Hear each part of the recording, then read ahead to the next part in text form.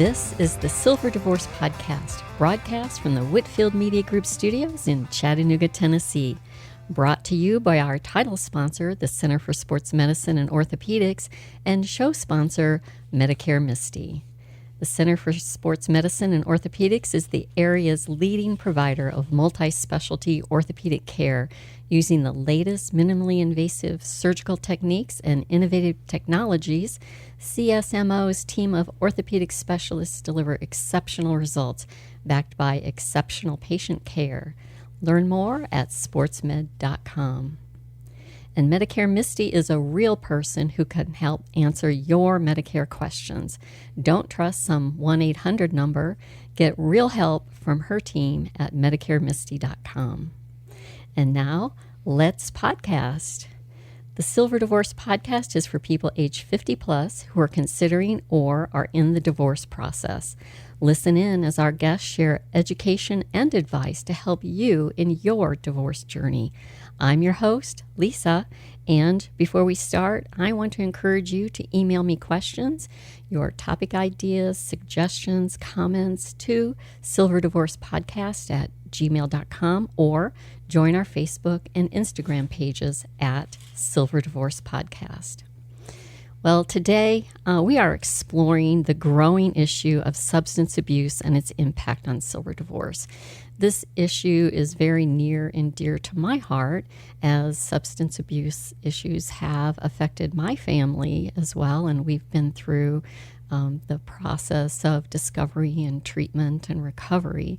So it is something that I'm very passionate about, and typically in a gray divorce, we'll hear about issues of infidelity and financial issues as being the most common cause of divorce. But there is another cause that has risen dramatically, and believe it or not, it is now cited as the third most common reason for divorce among the gray or senior population, and that is substance addiction. So they actually have a term for it now. It's so common, they call it the invisible epidemic. And it is far beyond that casual drink or pain pill. The National Institute on Drug Abuse reported in 2019 that older adults are using opioids, alcohol, marijuana, and even heroin at increasing rates. So it's become a factor in marriages, and it is cited as the factor in about 35% of divorces.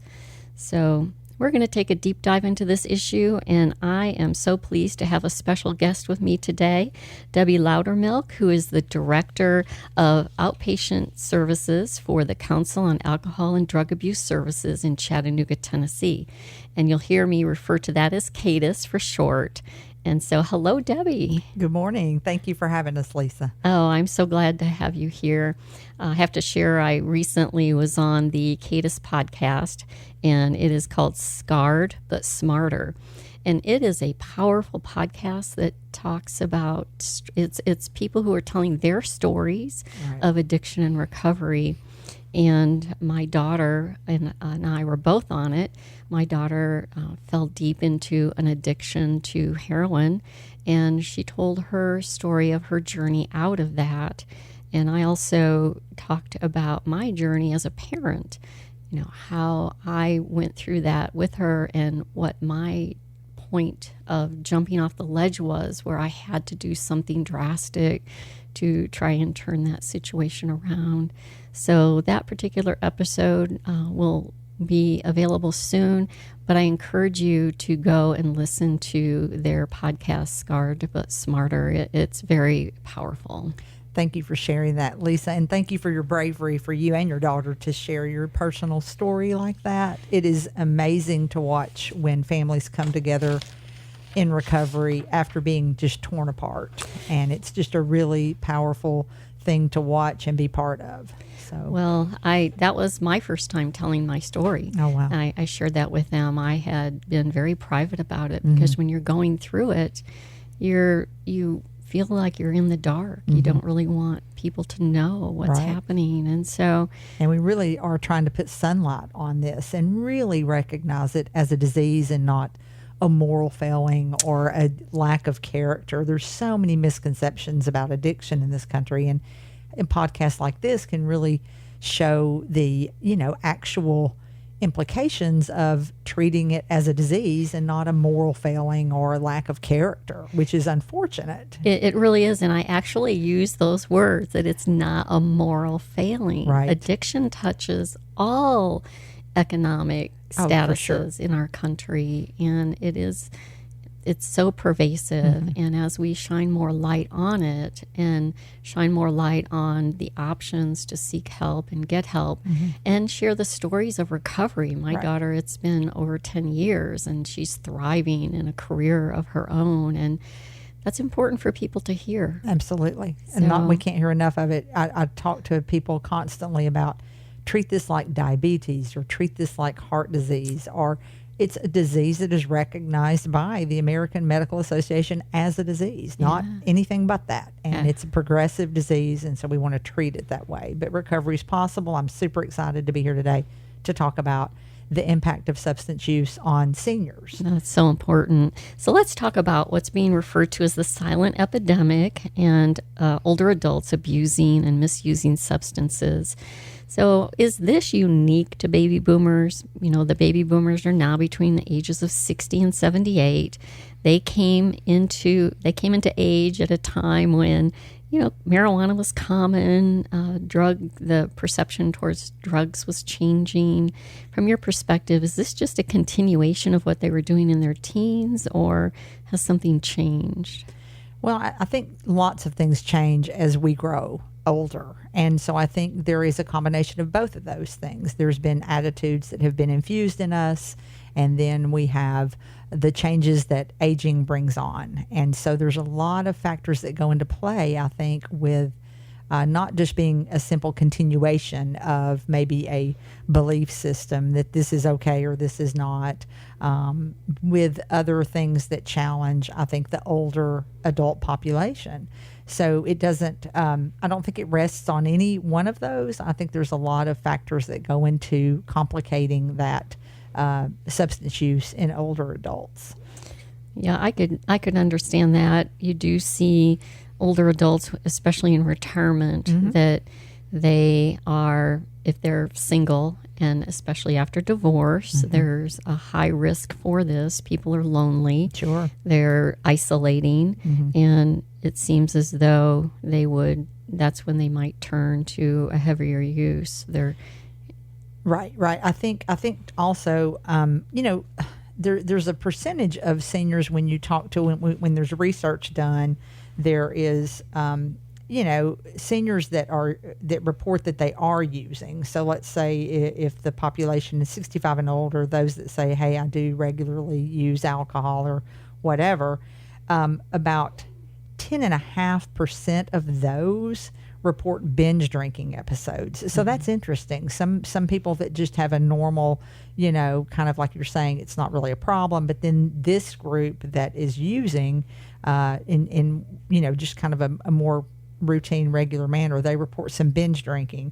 And then some of them report about 3% or greater of that group are reporting heavy alcohol use in the last month. So really it is complicating so many factors with all the other factors we talk about that are retirement. And there's so many things with loneliness and retirement. Sometimes your life has just changed drastically. Sleep problems, health problems. So lots of medications. And so your body just changes, metabolizes things differently. So there's so many issues that come into play. Financial conflicts that maybe you haven't had, retirement, loss of income, loss of a loved one. You're burying your friends. I've watched my mother, who is now 88, bury all of her friends, and she is the only one left in her friend group. So it's just kind of a, when you go through that, it's a huge loss. It's huge, Yeah. So, and you talked about financial issues, and after divorce, especially in gray divorce, women experience a 45% decrease in their standard of living. And I read recently that 25% of women after gray divorce live in poverty. So suddenly they go from I can relate to this. You go from being able to go to the grocery store and picking out what you want to eat for the next week and buying meats to, oh my gosh, you're adding it up on a calculator as you go through the store because you're on such a strict budget. And that creates a huge burden, and people might then turn to an increased use of alcohol because of the stress that they're experiencing. I think you're right on the money. The stress that so many of these things would cause, the change of the financial status, even if it's not divorce necessarily, even if it's not divorce, you have an income decrease, or you have like we were saying, there's just a lot of loneliness and stressors that can complicate sleep problems. And so people think, well, if I have a couple of this before I go to bed, it's going to help me sleep better, when in fact it doesn't help you sleep better at all. It's very counterproductive to healthy sleep. So it is interesting when you go through, like you said, the financial difficulties and what a change in someone's life after divorce, to think I now have to watch every penny I spent, whereas before I didn't have to do that. I could go and not worry about overspending at a grocery store, or seeing something at a store I wanted, or taking a trip. And now the stress of that starts to keep us, a little more awake, and a little more stressed out. Right. Yeah. And the sleep issues, are, I can say with the hormonal changes in a woman's body, it's very common that you're going to have sleep issues just because of the aging process. And that's 100% correct. And you think, I'll have a glass of wine and that'll help me sleep. But I can tell you from my own experience, it does not. It's not the restful sleep. Right? I tried that. It does not work. Right. Me and red wine do not go well together. Let me just say that. And there are some nitrates and stuff in red wine that can really give people headaches and things like that, for sure. So let's talk about, is there a difference in the types of substances you see men and women using? Well, I think it's interesting. Men have a higher prevalence of alcohol use disorder. However, older women may have more risk factors due to how women, for example, we have less lean muscle mass. We have less, the way we metabolize things are different. Men have a higher propensity to misuse alcohol. However, women may use it less but have greater complications, if that makes sense. Oh, right. Yeah. And then, of course, when the aging process comes in, the highest demographic we see that has the risk factors are the older divorced Caucasian male. That's the highest risk factor right there. Women can sometimes be a little more social after a divorce. I think men can be a little more isolating. And so I think that causes some of that alcohol use or other substance use to uptick a little bit. So that's kind of what we see as far as when we look at some of the demographics and some of the studies and what we see coming into treatment sometimes as well. Yeah, that makes a lot of sense. I think women tend to more reach out, even on the various Facebook groups. There are a ton of them out there for women going through divorce, and they have an ability to express their emotions and get support from that whole Facebook community, or maybe their church, where a man might be a little more to themselves. And I think it's just the age also. When you look at that, 65 or older, they've just been raised a little more stoic with their emotions, and hopefully, some of that is changing, I think, somewhat with younger generations and trying to teach people of all, genders and to just be open and able to communicate. But I think at that older age group, my father, that age group, they are just very matter of fact and to themselves, and it's just they don't really want very to stoic, very just hardworking, and so I think that's whereas women are more outreach, like you said, we get more connected to people and things, and so if a gentleman loses his spouse, his isolation can really escalate at that point. So let's talk about when that does happen. It is hard for family and friends to detect that there could be a problem. They're not around. The family and friends may not be around them every day. They may not see things that are happening to raise the alarm. So what are, if I am my my daughter, for example, and she sees certain things, when should she be concerned? What are some of the things we should be watching out for? Well, I think it's more difficult with an older adult because so many of the symptoms can really mimic just normal aging. So you really have to pay attention. That's what I've noticed is that when you look at, they are just aging symptoms. Okay, so really what you're looking for though are changes. Okay, changes are the biggest thing. So I'm really looking at things like. But again, when you hear these, think about the normal aging process. Okay, when we think about the big top, say 6 or 7, slurred speech, unexplained injuries or bruises. Well, that is a constant issue with that older. Memory loss, confusion, sleep problems. But the bigger ones to me are these next 3 are going to be mood swings. Okay. Anxiety and depression. You're really looking for some mood changes, that are more not just, like we said, the normal bumps and bruises, and then age, your skin gets thin and you're bruising so much easier, but really loss of interest in things, poor hygiene, but really looking at anxiety, depression, and a real shift in that mood. And if that's the case, we'll get to this, I know, at some point, but you really need to talk to that older adult or parent or friend and just say, hey, be direct about that communication and conversation and concern. But it can very much hide in the shadows. Like you said, it's just this very easy to say, oh, that's just, my medication or, and it could be. So you really have to watch out for some of those bigger ones, in my opinion, the mood shifts. So maybe if they're getting angry very easily or they're very agitated for what appears to be no reason, because like you said, if the person is on a blood thinner, for example, they're going to tend to have some of those bruises. Sure.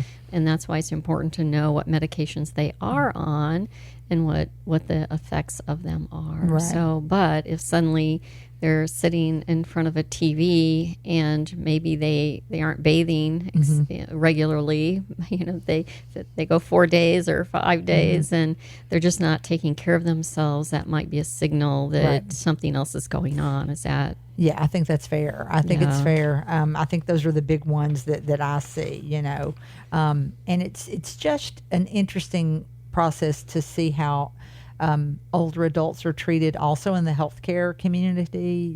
They can over-medicate sometimes and over-prescribe. I mean, prescription drug misuse in the older adults is very common.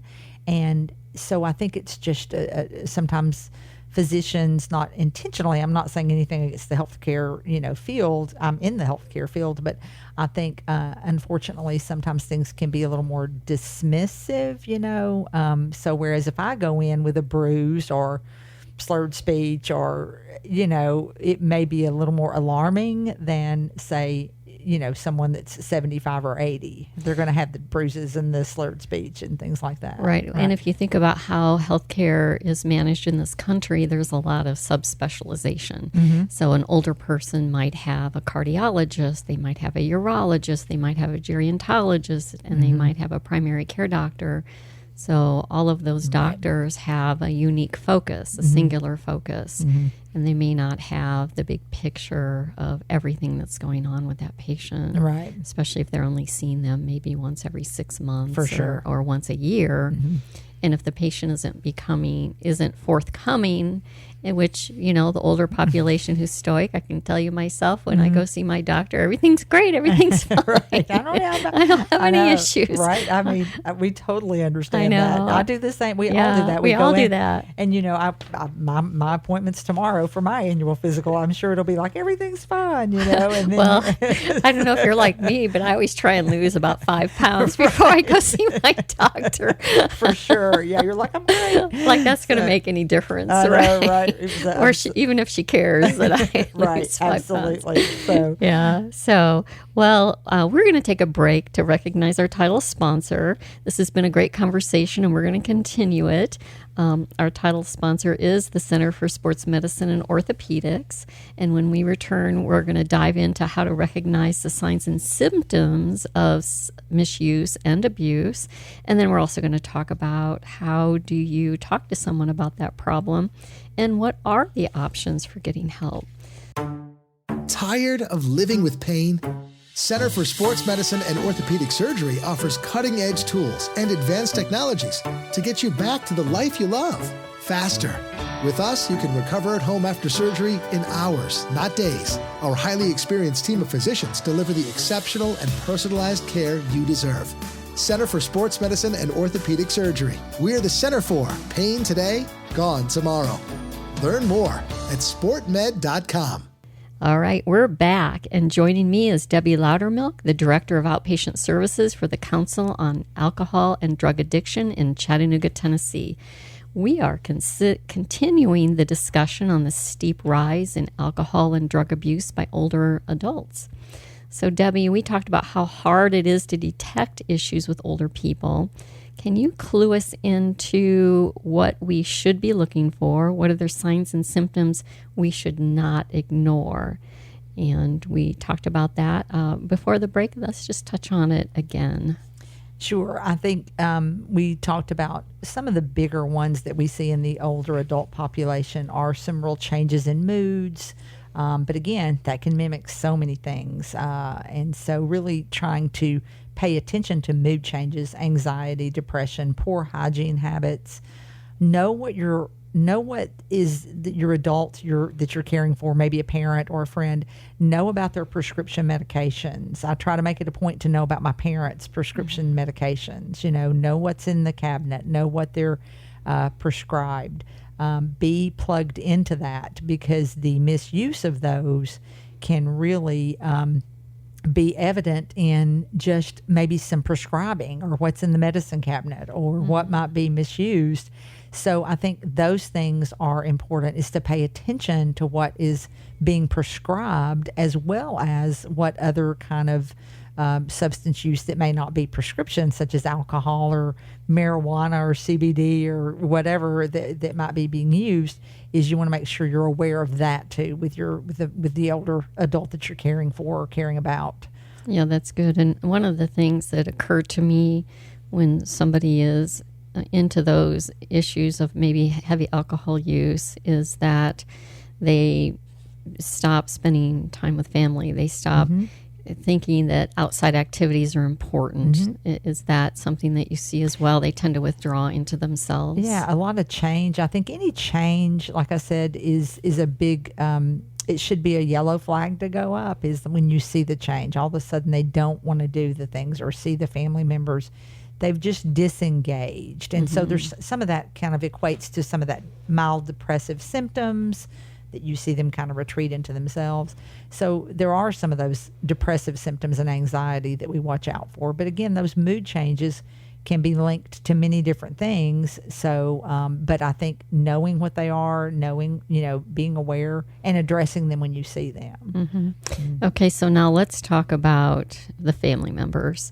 Oftentimes they don't want to get involved, or they don't see it as a serious issue. They might think, oh, Dad is drinking a lot more now that he's retired, or Mom's discovered weed and is mellowed out.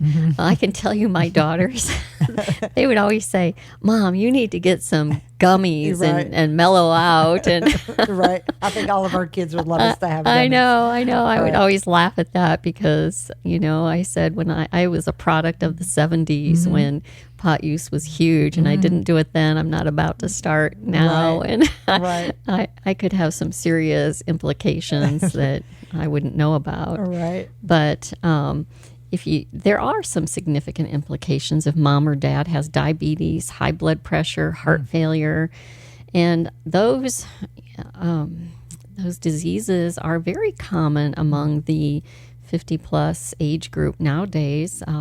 It's very common to see heart disease in somebody who's 50 years old. So what are the negative impacts if drinking or illegal drugs is occurring? How can that affect their diabetes? How can that affect their heart disease? And can they make those conditions worse? Oh, without a doubt. So really, that's exactly where I was going. When I look at the substance use disorders in the aging population, it leads to such social and physical changes that increase the vulnerability of some of those underlying health conditions. It is an enormous risk factor when it comes to heart conditions and diabetes, stroke potentials, things like that. So some of that is based on just basic metabolic changes and how we process things differently. So, yeah, it's not like drinking, when you're 20, when you're drinking at 75, your body cannot metabolize things. Your liver doesn't work the same. Your kidneys don't. Your heart doesn't. So it is just really easy for those things to get complicated and tangled up into diabetes getting much worse, and heart condition especially getting much worse with the misuse of substances. And it can raise the blood pressure, right? Alcohol can raise your blood pressure. It's an enormous. It can spike that blood pressure up. So it's really a indicator with heart disease to watch out for those kind of things. So really mixing those things. And then you throw prescription medications in. If you've got, somebody that's taking some kind of opioid for legitimate pain or whatever, that can super complicate just central nervous system depression, slowing respirations, slowing pulse rates down to where they just get very overly sedated and their blood pressure drops. And when your blood pressure drops, you've got a higher fall risk. So, it depends on what you're using. It can really sedate your system or it can increase that blood pressure. Mm-hmm. So there's a lot of complications medically that cause me concern. Yeah, I also read recently that smoking marijuana can significantly increase your heart attack risk immediately after smoking it. Mm. So isn't that ironic? People might be using it to think it mellows them out, but it actually puts them at a super high risk of a heart attack. Well, I think it's important to point out, I'm glad you brought that up, is what we need to remember too is the marijuana that you and I might have had in the 70s is different than the marijuana now.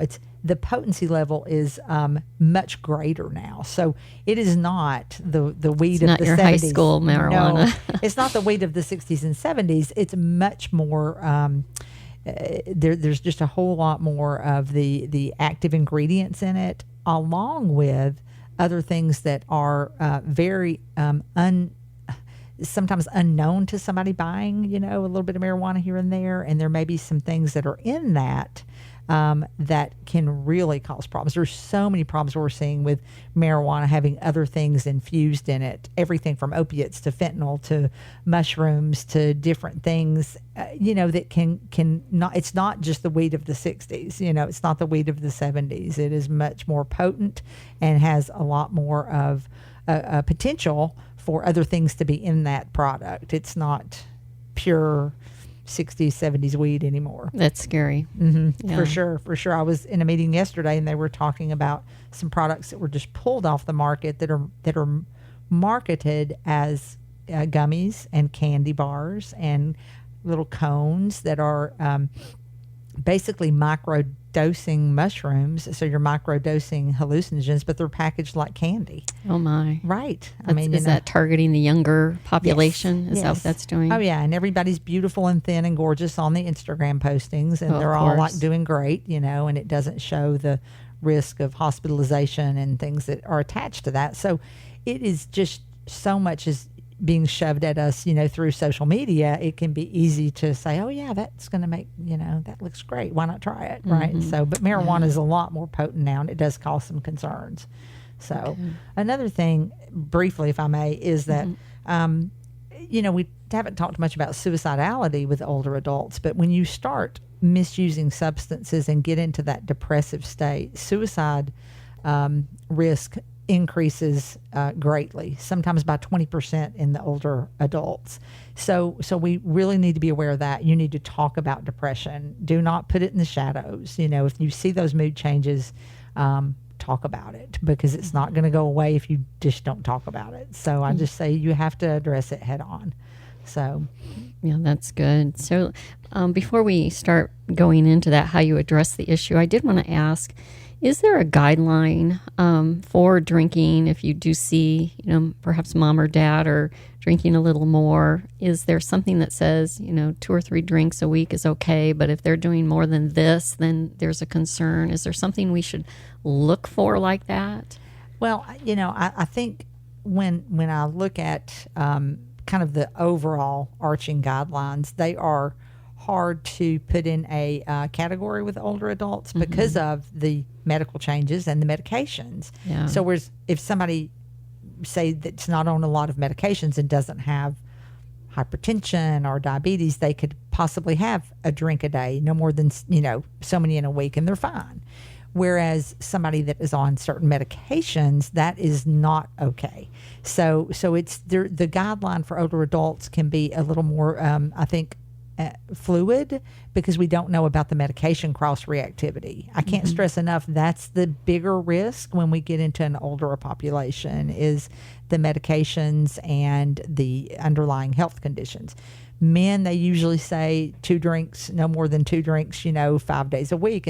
But again, if somebody's got a ton of health complications and diabetes, that's not a healthy amount of alcohol, right? So it is different per the, I think, health issues underneath. And I know this is hard, is to have that conversation with their doctor, is say, hey, is there, is 3 drinks a week okay for me, or is that too many, or is 2 too many, or 1 or 5? Have that conversation.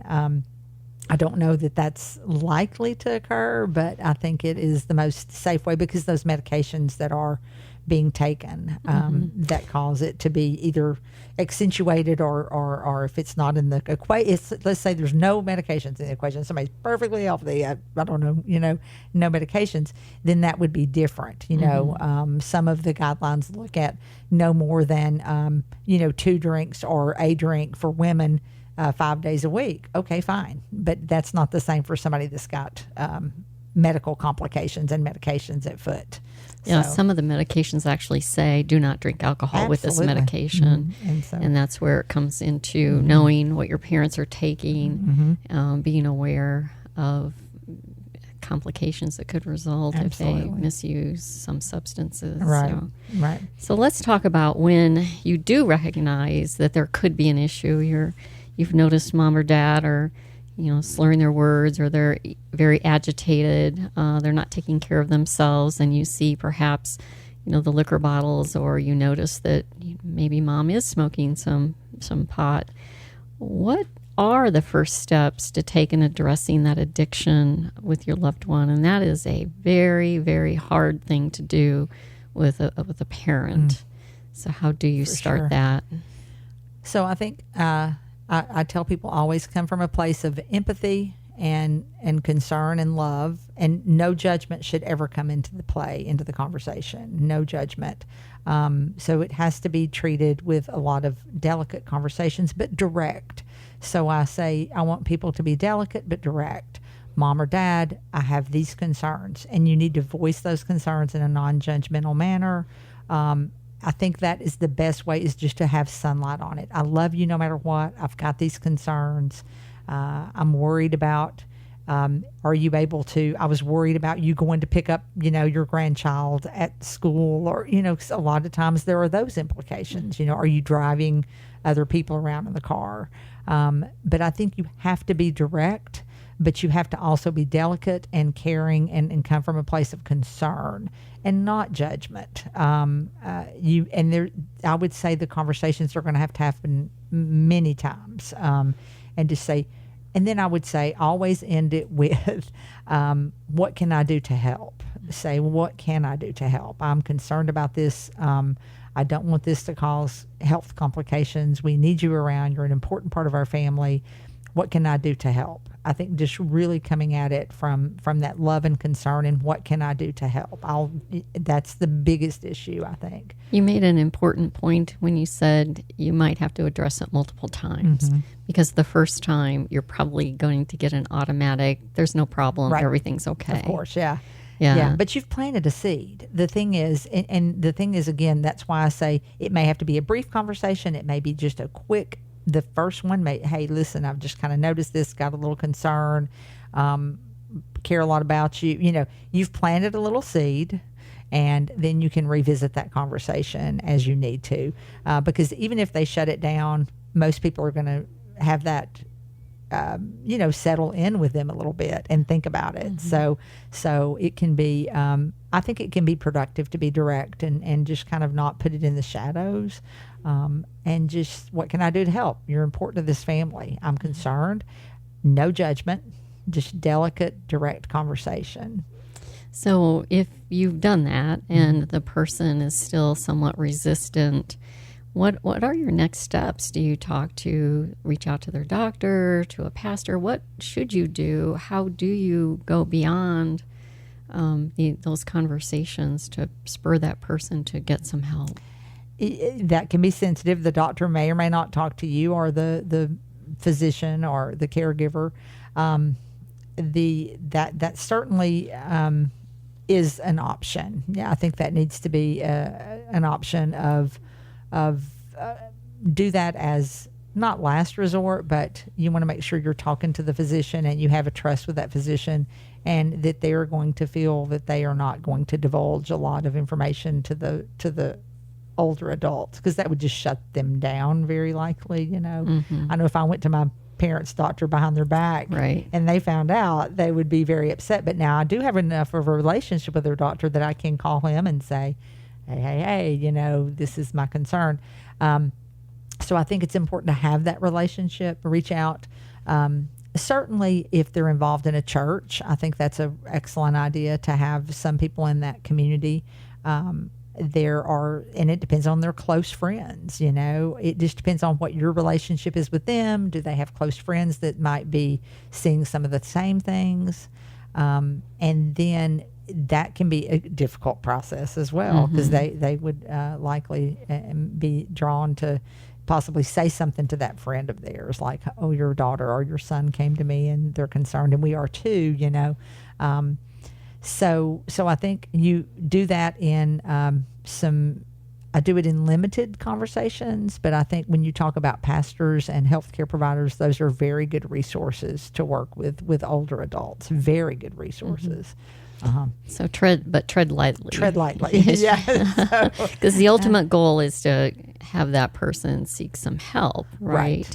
So let's talk about that then. What are the options if my family's talked to me and I've realized that maybe I do have a problem? What are the next steps? What should I be doing? So I think one of the first things is to say,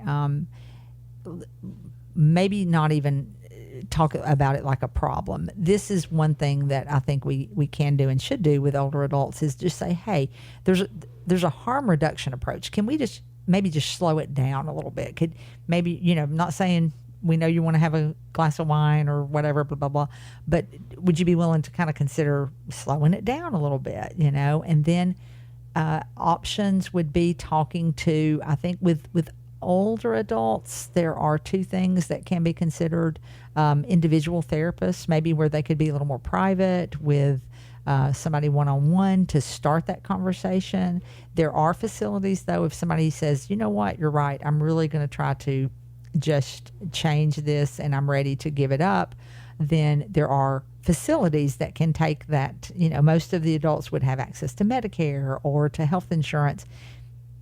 And you want to find out who can take that insurance, who can take that Medicare and help them get care. There are facilities in our area that specialize in geriatric care.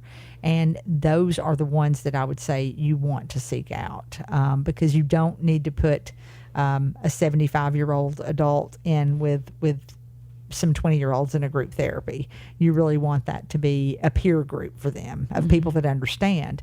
So individual counseling with somebody that could be a little softer of, hey, how has this impacted your life? What do you need to change? Just from a harm reduction standpoint, do you need to decrease this, to just this or that?